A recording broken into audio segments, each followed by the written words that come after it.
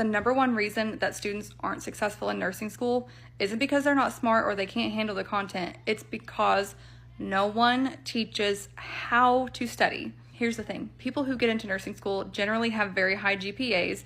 Things just kind of come naturally to you in the educational setting in general. You probably didn't have to take home any kind of books and study while you were in high school.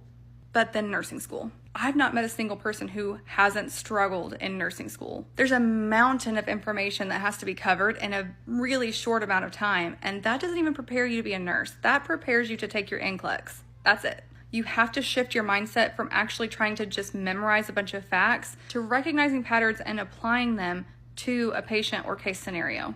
You don't have to memorize or remember everything. You need to remember what matters and why it matters. I see students just reading their book and just highlighting everything because they think everything is important. And to some degree, sure, yes, it is. However, if you find yourself just reading a paragraph over and over, you probably need to shift gears. My suggestion is to paraphrase. Once you read a paragraph of something, make sure that you're able to put it in your own words if it's a breakdown of a body system or a medical diagnosis. Rephrase it and teach your dog, teach your roommate, teach a friend of yours. If you can reteach it to another person, it's more likely that it's going to be retained in your brain. When you're studying a diagnosis, my suggestion is to make a concept map.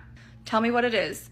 What does it look like? What are you going to do about it? Are there any labs associated with it? What kind of patient education do you need to perform? You're teaching your brain to make the connection of, if I see this in the clinical setting, this is what I'm supposed to do. These are the things I need to anticipate. One thing that my students really like to do is fill out their study guide and then they'll upload it into ChatGPT and basically have it ask you questions or test questions, NCLEX style questions, whatever, based on that content.